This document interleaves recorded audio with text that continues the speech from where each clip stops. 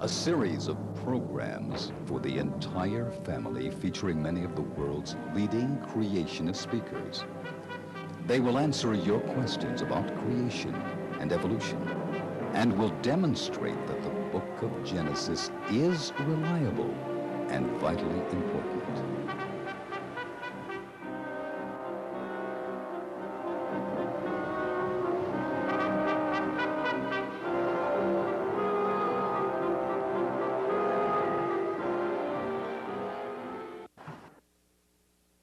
This is the last in the series, and we hope to sort of bring it together for you in some ways, and to share with you something that you can take up and even go much further.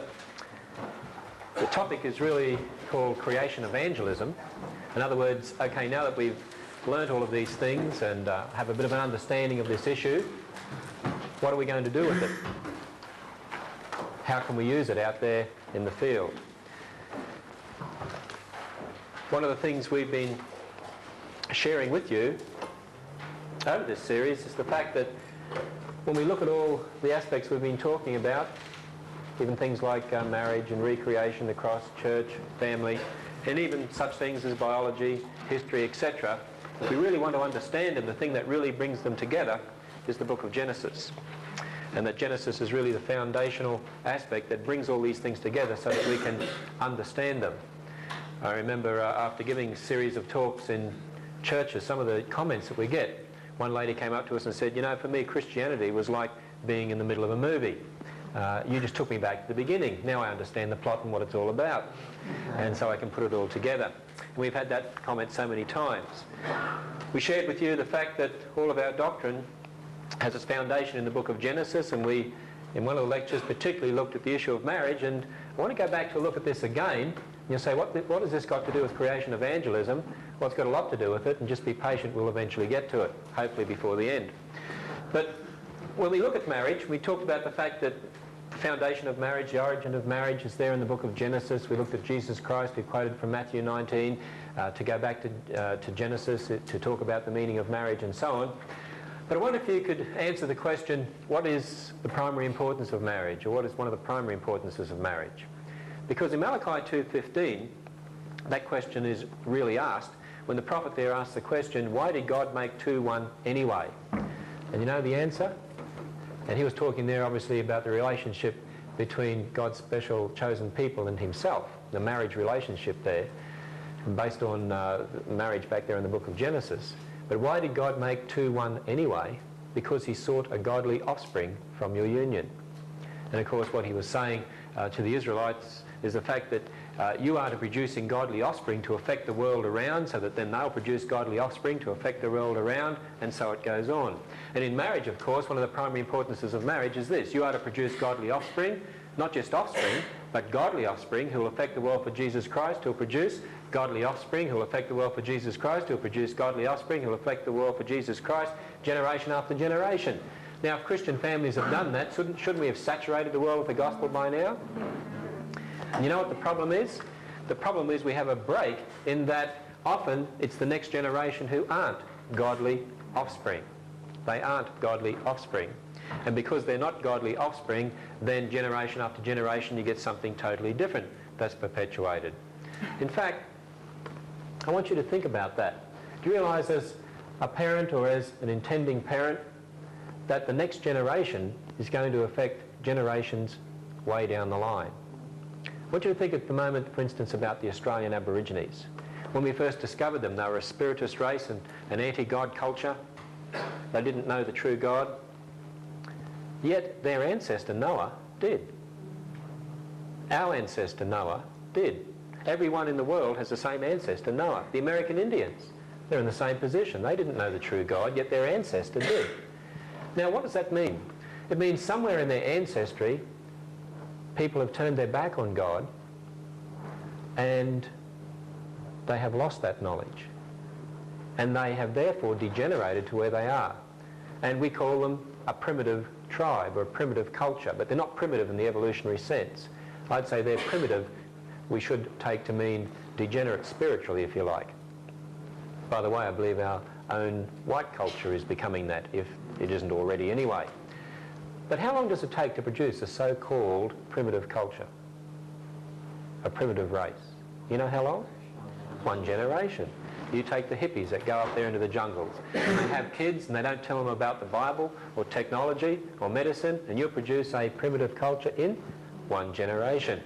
I always get amused at the people who say, talk about the New Guinea natives, and they say, you know, when some of the missionaries first went there, some of them were still cannibals, and there was one particular group that would race into another tribe and they'd grab a man by the hair and pull his head back, tense his abdominal muscles, they would split his abdomen open, pull out his intestines, cut up his fingers and start eating them even while he was still alive.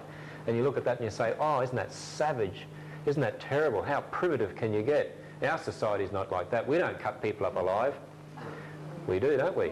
We cut up more people alive than New Guinea natives ever did. Only we legalise it and hide it within our legal system and we call it abortion. You see, what's the difference? If we're going to call them primitive, the New Guinea natives primitive, why shouldn't we call our own culture primitive as well? Now I want you to have a think about this next generation, because we obviously want to produce godly offspring. And we mentioned in one of the lectures the fact that fathers are to be the head of the house. Fathers are to be the spiritual head. Fathers are responsible for training their children. And of course many fathers unfortunately don't train their children, and that's one of the reasons why we see this break starting to occur, when you don't train up the next generation to be godly offspring. And I want to share a little bit about that with you, because as Christians we are to be the salt of the earth. And we're out there supposedly salting the nations around, isn't that right? Distributing this salt, this biblical truth. But you know, Mark 9:50 says you must have salt in you. And you realise you can't be the salt of the earth until you have salt in you. And when it comes to the next generation, one of the things we're trying to do is to get them to be the salt of the earth, aren't we? In this sense, this is where we should be. As adults, we should be filled with this salt. We should have a continual input of biblical truth, and we should be dishing it out to the world around. And we should see Christians lapping it up and non-Christians being challenged by it, and that's what we should see. We should be filled with this biblical truth. We should be being the salt of the earth. Unfortunately, as I look around, what I see happening on so many occasions is this. We're not dishing out salt, we're dishing out contaminated salt. And this contamination may come from evolution, pornography, liberal theology, humanism, all sorts of areas. And as we dish out this contaminated salt, Christians are being choked by it and they don't even realise it on many occasions, and the non-Christians are basking there in the sun lapping it up, because contaminated salt doesn't do much at all. You know, Matthew 5 tells us we are to be the salt of the earth, but if the salt loses its flavour, it's no longer good for anything. Now, how can salt lose its flavour? Well, I suppose it can be changed chemically, or it can be contaminated. You know, the Jewish traders sometimes used to mix gypsum with their salt to make it go further and get more money for it. But of course, once you do that, it's no longer good for anything but to be thrown out and trodden underfoot by men, when the salt is contaminated. Now, if you think of, say, Proverbs 22:6, it says, train up a child in the way he should go, and when he is old, he will not depart from it. And the word train there is very important, because in training up a child, one of the things we want to see is that child become a mature adult filled with that biblical truth, filled with that salt, so that they can be the salt of the earth. We don't want to see contaminated salt. Contamination destroys.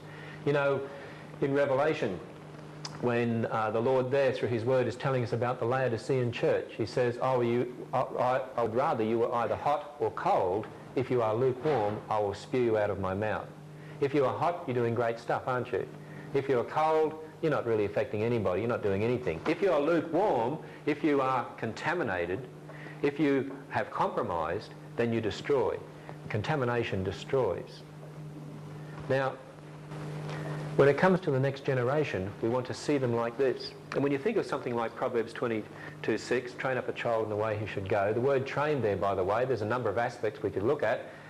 For instance, it's related to the word for palate, and one of the ways in which the mothers would train their children to eat solid food and to gain an appreciation of the flavour is to chop it up or chew it up and put it on their finger, put it in their mouth, touch the palate, which gives them no option but to accept the flavour and no option but to swallow it, and starting to, in other words, put it into them so that they will enjoy it, so that they can feed it to them.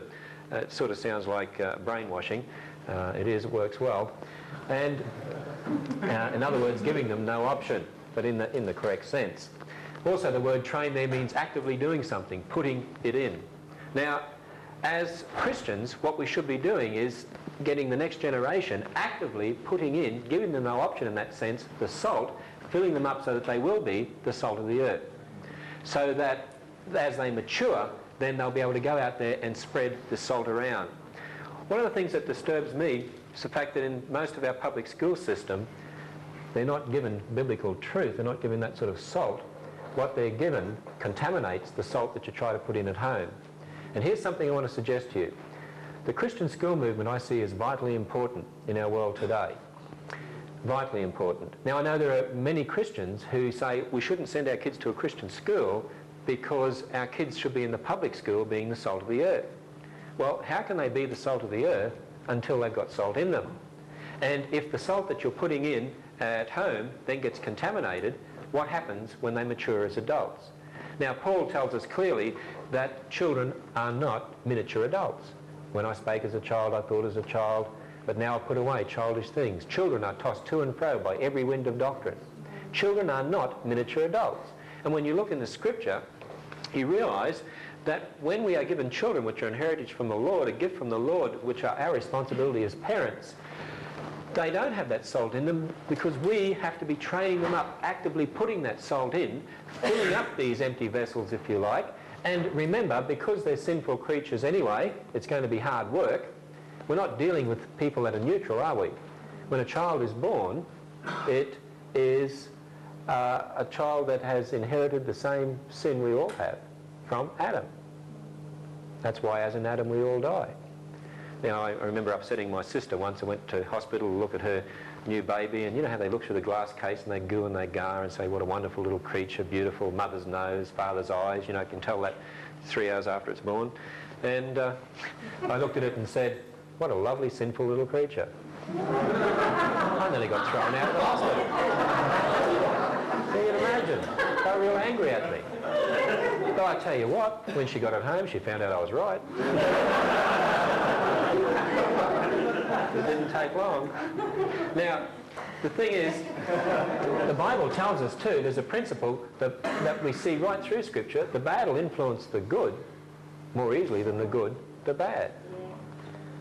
And because we are biased at heart, humanist at heart, biased to start with against God, then it is harder to put the good in, isn't it? It's harder to put what is right there because we already are minus 100, if you like.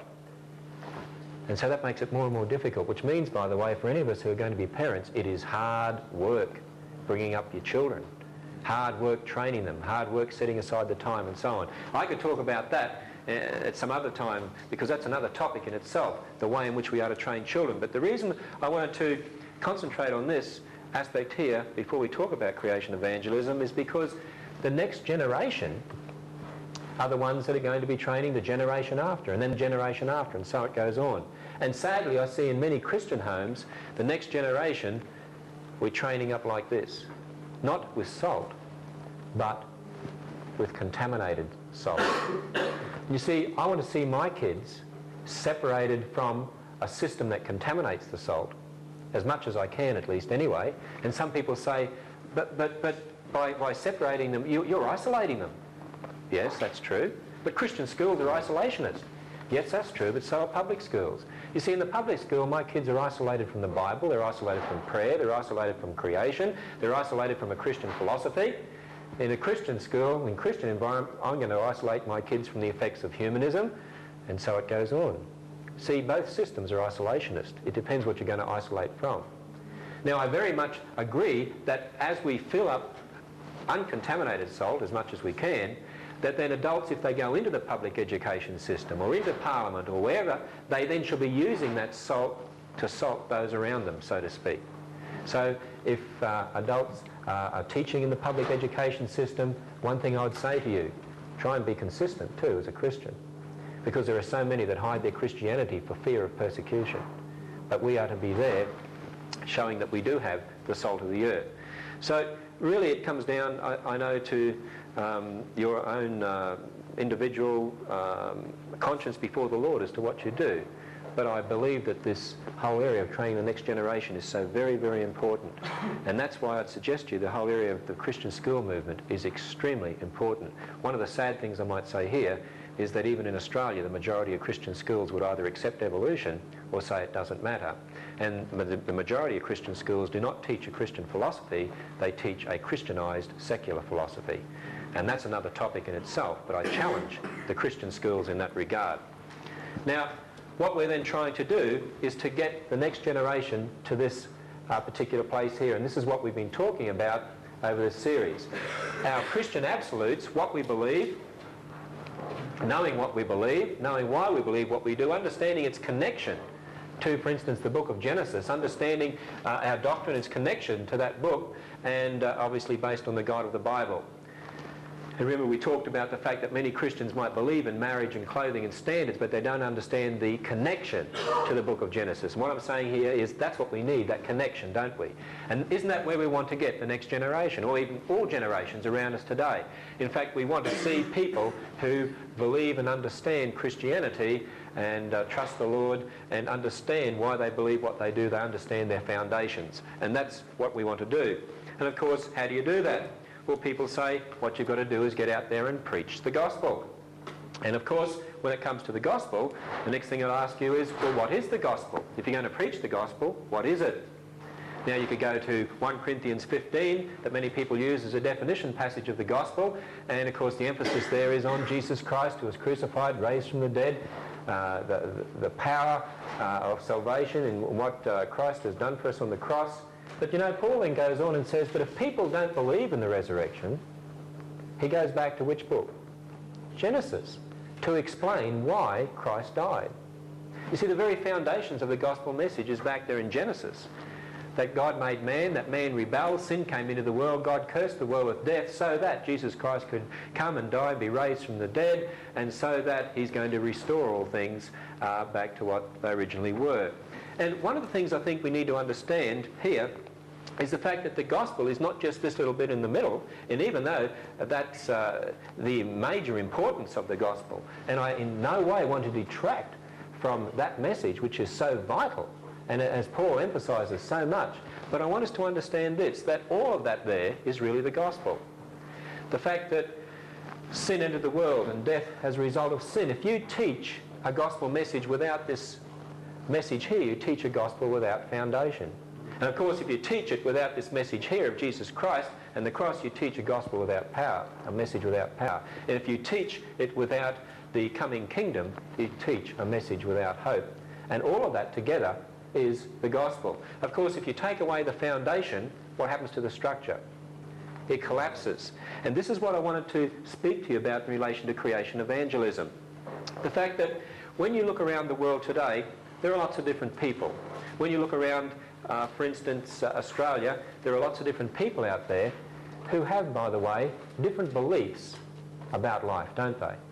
Now, one of the things that saddens me is this. Many Christians sort of have what I call, instant witnessing mixtures. Add holy water, stir, throw it out and hope it works.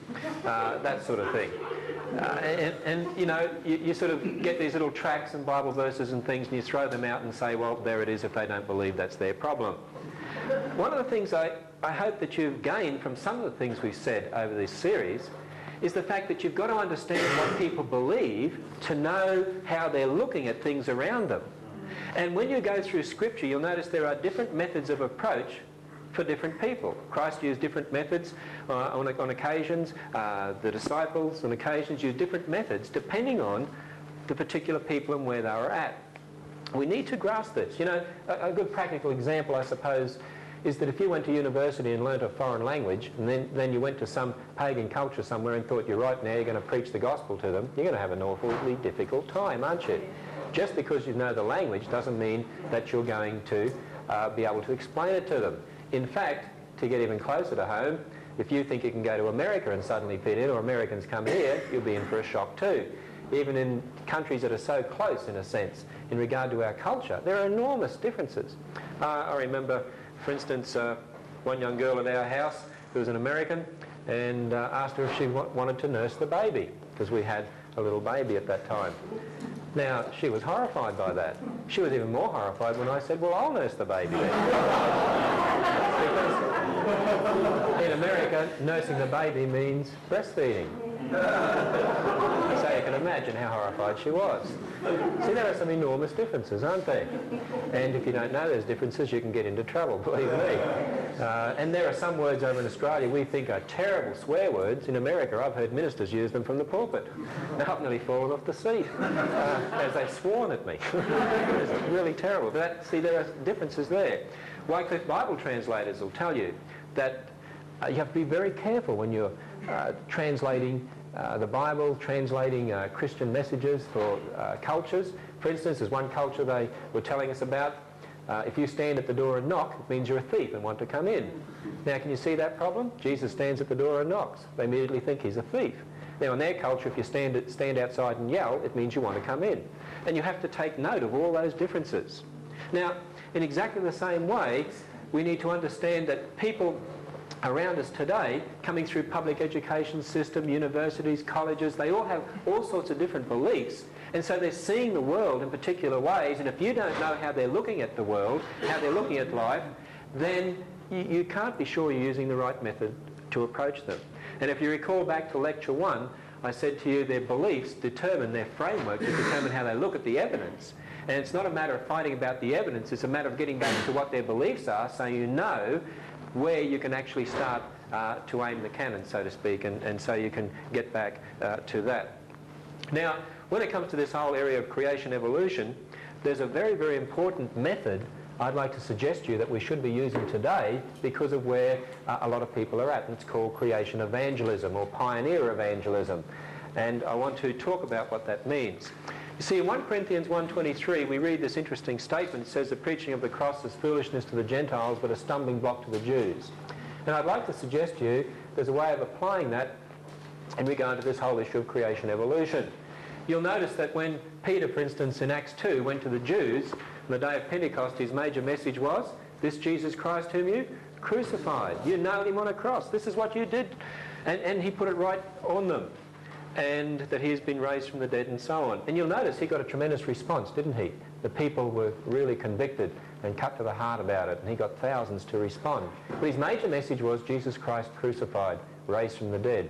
However, if you go to Acts 14 or Acts 17, which is a really good example, Paul at Mars Hill there, when he approached the Greeks, it's interesting, when he mentioned the resurrection, they said, what strange doctrine is this?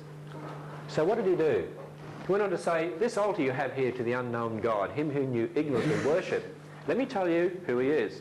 He's the God who made the heavens and the earth. He's the creator. He made of one blood all nations that dwell on the earth. You see, you all have the same ancestor Adam. You're all of one blood.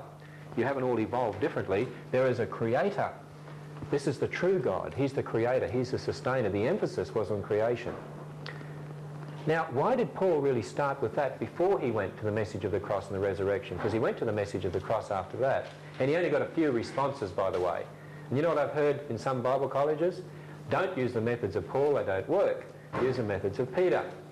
Because Paul didn't get much of a response. You know what I tell you? Paul got a fantastic response because Paul was going to pagans. Peter wasn't. You see, there were two different types of people involved here, and there are two different methods.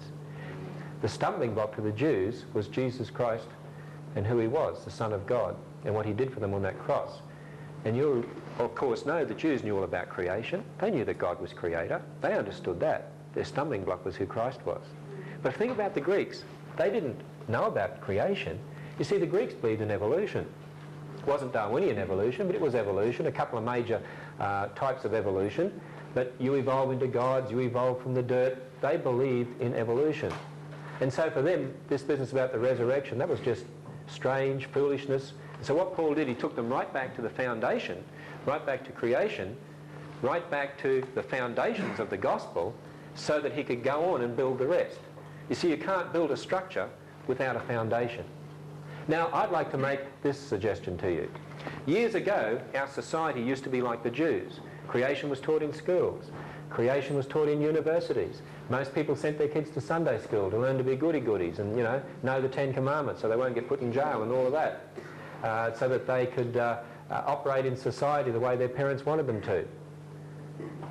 And you could get evangelists who could preach the message about Christ and the cross, and they would get tremendous responses. I remember Billy Graham in his early days in Australia got incredible responses to his message. In fact, there's a lot of people in high places today in Christian ministry in Australia who became Christians as a result of Billy Graham's early ministry here in Australia. But I'd like to say this to you. Our society, which used to be like the Jews, is no longer. It's swapped to being more like the Greeks, so to speak. You see, now creation is not taught in the schools. People don't automatically send their kids to Sunday school. We have whole generations growing up who know nothing about Christianity, who really don't have that basis in the Bible. And if you get out there in the real world, as some of you may have already been and some are going to, and out there in the schools and in the public schools, and believe me, I've travelled around Australia very widely in this regard, there are thousands and thousands of people out there, millions of them in Australia, becoming increasingly so anyway, who don't understand anything about Christianity, who don't have that background knowledge. And just recently, in our office, one of my secretaries had some personal problems, and she had to sort some things out. She went through some very personal traumas. So we sent her a bunch of flowers. We rang up the florist and explained very carefully 3 times we wanted a card sent to her saying John 14 verse 27 from everyone at Creation Science. And we explained that 3 times, spelled it out on the phone and so on. When she got the flowers, she got more fun out of the card than she did the flowers, because it said John 14 birth 27. Don't know what she thought was going on, from every Creation Science. But the intriguing thing to me was the John 14 birth 27 didn't mean anything. The fact that that girl wrote that, she didn't understand even about verses in the Bible. She didn't have that knowledge at all. She didn't have a clue what it meant, John 14 verse 27. She didn't know what we were talking about. And you know, that's where many people are at today. And I'd therefore like to suggest to you that if we're going to be successful in evangelism, we need to understand the difference between approaching people like the Jews and people like the Greeks, that our societies become more like the Greeks. Therefore, we really need to get in there and restore the foundation of creation, because I believe that evolution has become one of the biggest stumbling blocks to today's people being receptive to the gospel of Jesus Christ. And until we remove that, they will not listen, in a sense. I was just over at high school in Western Australia, and I spoke to 3 groups of 150 students under the auspices of a religious education seminar, and you could have heard a pin drop. I was quite excited. But the second day I was there, one of the grade 11 students came to me and he said, you know, he said, the kids used to scoff at me here for being a Christian, and he said, as a result of what you've said, the classes are now buzzing. They're asking about the Creator. They're asking about how you can have a relationship with the Creator. He said, you've provided a tremendous foundation for me now to follow up with these students. And you know, that's not just the only testimony like that we've heard. I have boxes of letters at home, boxes of them, from people who will tell you the same sort of thing. As a result of coming in and doing that, now they will listen, whereas previously they wouldn't. And that has happened so many times in this ministry. You know something else that's interesting? And this has happened over and over again. The better we have been able to present these messages, the more experience we get of it, and the more we can demolish the whole evolution argument in one lecture to a high school class, for instance, and talk about the limitations of science, the students will suddenly realise, yeah, of course you don't have the past. You know the sorts of things we did in the first lecture of this series? And they recognise, of course, we don't have the past, and yes, evolution is only a belief, and they can see when you speak so authoritatively about the evidence. And when we do that, you know what I find happening? The questions the kids asked. You know what they always are? Okay, sir, where did God come from? How do we know the Bible's true? Who wrote the Bible? Why is Christianity better than Buddhism? Explain these things to me. You see, when I first started out in this ministry, and I used to go in there and just say, here are the facts that support creation and so on, the kids would often ask questions, what about carbon-14 dating? What happened to the dinosaurs? What about this? What about that? And all these scientific questions. But as we've been able to see that and realise where the battle is at, and to do these lectures in the right sort of way, then you get down to where did God come from? How do you know the Bible's true, etc. You know what that means? You've gotten down to that belief level, and that's where the battle really is at. And that's where we need to fight the battle. I see the creation ministry as a sort of a ploughing ministry in the sense that you know, we have all these rocks of evolutionary geology in the way, and these trees of evolution in the way, and what we're doing is we're coming in and we're knocking out the rocks and the trees and ploughing the ground so you can plant the seed so you can reap a harvest. Now if you think about the parable of the sower and the seed could only grow when it fell in prepared ground. Now I believe there used to be lots of prepared ground there, but increasingly it's becoming more obvious that there's not much prepared ground out there at all, and the prepared ground is being taken up by all these trees and rocks in the way, and you're throwing out the seed and it will not grow. And so therefore we're at the stage, I believe, in Australia where we need to get out our big bulldozers of creation, if you like, rip out the wrong foundation, plough it up so you can plant the seed. And you know what I found with this ministry? When we have gone to areas later on, either in the mail or when we've revisited the areas, there's been a lot of people who have committed their lives to the Lord, but it's all often after we go. You see, that's the nature of this ministry. It's a ploughing ministry.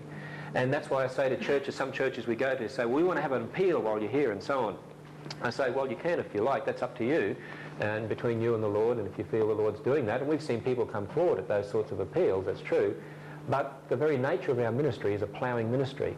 And we believe it's a ministry to help supplement what the church is doing and to work with them, and so that we can, when people become Christians, they'll be put in to local churches. In that way, I don't see ourselves as a parachurch organisation.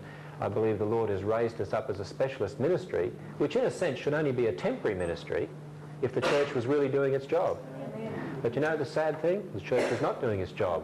For instance, that high school I told you about, do you know that two of the local ministers tried to stop us going in there to teach those students because they said we would confuse them, and they wrote letters and so on, but the rest of the ministers were able to outvote them, so we're allowed in. You know, down in Sydney, in Newcastle actually, a couple of years ago, and this has happened many times, this sort of thing, one minister, a Church of Christ minister, got special permission for us to go into a school to teach the kids. We did so. The Anglican minister, one of them there, another one was very much behind us, but one of the local Anglican ministers came up to the school. He didn't get any permission, but he demanded a right to speak, was given it, got in front of the students and said, I'm a minister of religion, and I want to warn you not to believe what these people are saying. You don't have to believe Genesis. You can believe evolution like I do. You don't take the Bible literally, and don't believe what these people are saying. I'm a minister. They're not. They're scientists. Now, that sort of thing happens over and over again, and it's very, very sad. But let me just quickly, because we're running out of time in this particular lecture, let me just say to you, there are different groups in society who do need different methods of approach. And if somebody, while I'm doing this, could race out and get me an introductory pack, because I need that. Thanks, Gary. That's where we're trying to get people, to that particular position. Now, as I see it, there are different groups in society, and I could talk a lot about each of these different groups, but let's just go through them quickly. The majority of Christians I see are in this position, or this position. They might believe the absolutes of Christianity, but they don't understand its connection to Genesis. And that's why when I go into churches, you know, when I first started in the creation ministry, I used to go into churches preaching about fossils and Noah's flood and things like that. And you know what happened? People would come out and say, oh, that's nice, that's fantastic, thanks a lot, but that was it. And then one day I read Henry Morris's Genesis record, and one of the keys that suddenly hit me was the fact of the foundational nature of Genesis to all doctrine. And as I suddenly realised that and then developed that further, when in preaching that in churches, people suddenly saw how these two things connected together, and they came out saying, wow, that's why it's important. Now I understand. And so I'd suggest to you, if you want to get churches really keen for the creation message, it's not talks about the age of the earth or fossils or anything else that will necessarily get them keen. When you're approaching churches, the thing that we've seen turn them on is the message of the relevance of creation. And that's the message that we're going to be releasing on film early next year. And it's also the message that's going to be released in a special book. And we've got a summary book here called The Relevance of Creation, and that's one of the basically a summary of that particular message. But what we're saying is when it comes to Christians, that's what they need first. All the other things are important, just as you've enjoyed the talks on fossils and ape men and the days in Genesis and so on. They're important, but they really should be secondary to the primary importance of the relevance of this whole issue. And that's why we produced that sort of book, to get people interested. Now, of course, there are these people here too who might be evolutionists and have added it to the Bible and so on. Again, I suggest to you that if they have the right view of Scripture, to start with at least, then the message of the relevance is the most important, to show them the inconsistency of believing in evolution in the Bible and the importance of Genesis to their doctrine. But then you have another group down the road. This is Mr. and Mrs. Brown. You know Mr. and Mrs. Brown? They're good people. They believe in marriage. They've seen the degeneration in society, don't believe in abortion, think homosexuality is evil, terrible, the world's in a terrible mess, really worried about their grandkids who don't go to church like they used to, really worried about their grandkids who don't believe in marriage anymore and things like this, and really disgusted with society. In other words, they have a sort of a Christian ethic, but you see they believe in evolution. Harry Butler says it's true, Women's Weekly says it's true, it must be right, and they have a Christian ethic. You know, for those people, I found the best way to approach them, again, is a similar message to the relevance of creation, done in a slightly different way, pointing out the inconsistency of believing in these things but not having a reason for it. You want your son to have the same rules as you? Why? You've got an opinion, they've got an opinion. Why should they have the same opinion? You see the inconsistency in having a Christian ethic but not the basis for it. And to point out, you've just got a lot of opinions. Why should your kids or your grandkids have the same opinions? Now you can do that with them because they've seen the degeneration in society and they sort of believe these things about marriage and right and wrong anyway. And, well, you know, to give you a practical example, I remember a man in one church I preached. After I finished preaching, he was sitting in the pews, he was crying. The deacons went up to him and they came to me and said, he's just committed his life to the Lord. And I said, well, that's tremendous. And they said, do you know the interesting thing? He's been in this church for 13 years. His wife and kids are Christian. We've prayed for him for 13 years and never been able to get through to him. And so I went to him and I said, why this morning? He said, you know something?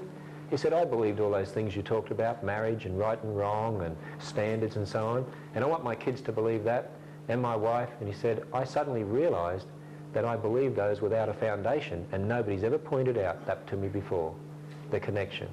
They hadn't got back to that Genesis foundation. You know, there are many who can give that sort of testimony as a result of that message. And so, even though the scientific aspects are important, for those people, you need to have something like Casebook 1 as well, which helps answer some of the scientific problems they have, but nonetheless, the way to approach them, I think, is more like that. Then, of course, you've got these in society, the ones that come through our universities and schools. They believe evolution is fact. They've grown up in a degenerate society. You know, for those people, it's no good preaching about the message of the relevance of creation because that just doesn't make sense to them anyway. That's foolishness to them, so to speak, because they don't have that background. You see, that previous generation still had a sort of a Christian, in inverted commas, background. Okay? These people don't. You know, for them, as I do in the schools, and as I mentioned to you, I teach about the limitations of science, that science can't deal with the past, and go on from there, evolution is only a belief and so on, and then show them that the evidence fits with what the Bible says. The Bible claims to be the word of one who was there, and move on from there. In other words, basically what's in Casebook 1 and Casebook 2, the case against evolution, case for creation, a lot of the things that Gary's been telling you, use those sort of things first, and particularly mentioning the limitations of science and giving some teaching on that. And then later on you will move into these other areas when they start asking, well, what does it mean to be a Christian, and where did God come from? How do you know the Bible's true, and so on. You know something else? I was at one public school, gave a talk, and that night a lady came to me and she said, my daughter was in your class, really thrilled that you were there to speak.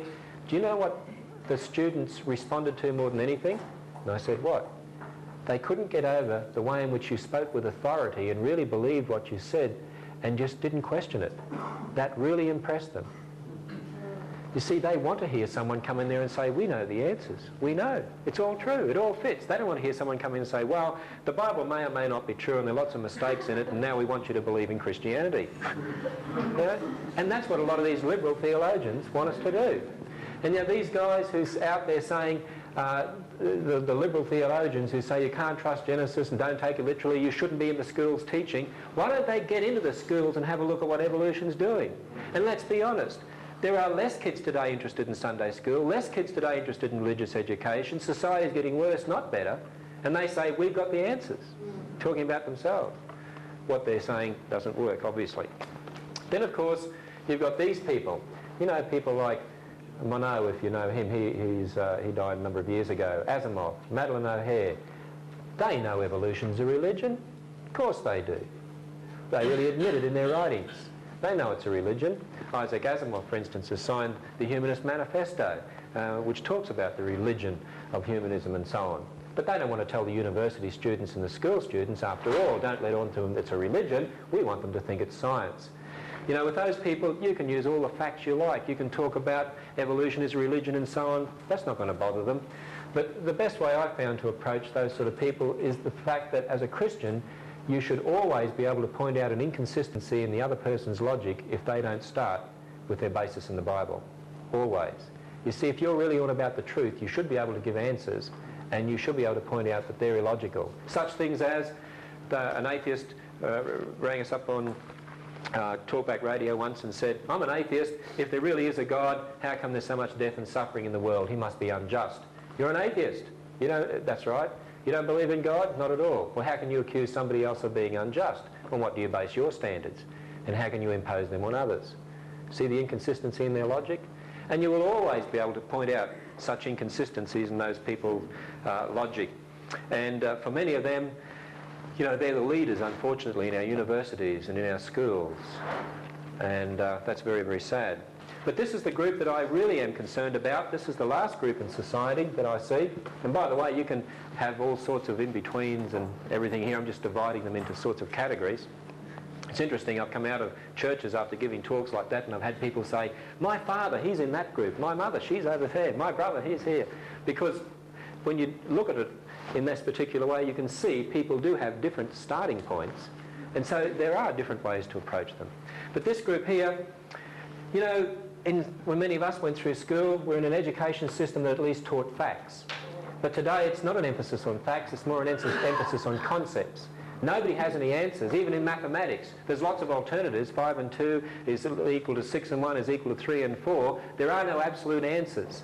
You know, we spend time talking about the problems of the world and so on, and what do you think, what do you think, what do you think, what do you think? That sort of philosophy. When I went to school, you remember learning, you know, the facts of multiplication tables. 3 2s are 6, 3 2s are 6, 3 2s are 5, whack, whack, do it again. 3 2s are 6, way you went on. I remember learning the sunshine route from Brisbane to Cairns, you know. Brisbane, Gympie, Maribel, Bundaberg, Glastonbury, Campton, Mackay, Bowen, Hurlingham, Townsville and Lisvale, Cairns. And learning all the industry associated with each city. And I can still remember all that. You were taught facts. But today the emphasis is not on facts, but on concepts. And on philosophizing and on, you know, what do you think about this? And talking about such things as, well, you know, if there was a priest and a scientist and somebody else in this boat and there's only enough food for 2 of them, who do we get rid of? And, you know, values clarification, all sorts of things. You know, for these people, because they come through a system where there are no answers, we must be tolerant of everyone's belief, everyone's belief is equal, there's this tolerance, you can't be intolerant of other beliefs and so on. As they come through that system and nobody has any answers, there are no facts, to them they often go to the experiential, because nothing's definite. Sex, spiritism, drugs, Eastern religion, belief only in the moment. Because there is nothing that's really real. What is reality? Who knows what reality is? Nobody's got any answers. What are the answers? There are no real facts. Who decides what facts are? And you know, one of the things that's associated with this whole area is the New Age movement. Because if you know something about the New Age movement, this philosophy, we are one with everything, and we are all God and God is us, and you know, what is reality anyway? And by the way, evolution paves the way for the New Age philosophy, because evolution, as Darwin presented it, was a materialistic, mechanistic type philosophy. But of course now they're realizing that the materialistic, mechanistic type philosophy doesn't work, and so we now have this idea of adding the mystical into it, and so that it becomes a whole religious view of this evolutionary philosophy. And you know, for those people, if you've ever tried to witness to Buddhists or Hindus or people who don't believe in reality, it's very difficult, isn't it? Extremely difficult. Because once they're to that stage, they're almost impossible to reach for Jesus Christ in some ways. And let me say this to finish with, very quickly. If you look at what's happened, we have the foundations of what it's all about, the foundations for society, for a whole Christian philosophy. First of all, you remove the connection. Then you remove the foundation. The structure collapses. You put in another foundation. You rebuild another structure.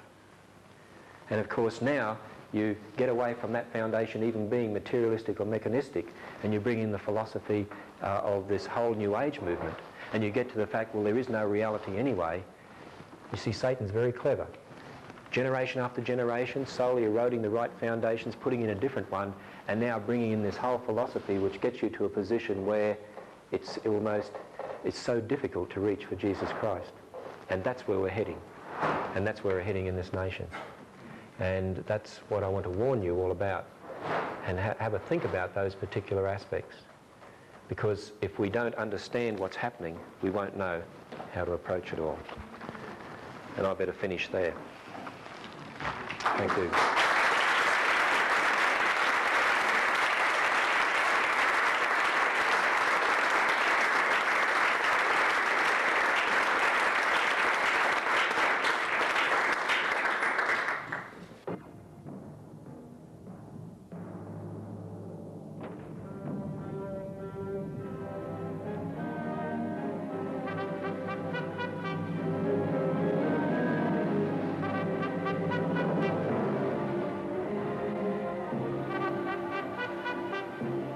For additional information,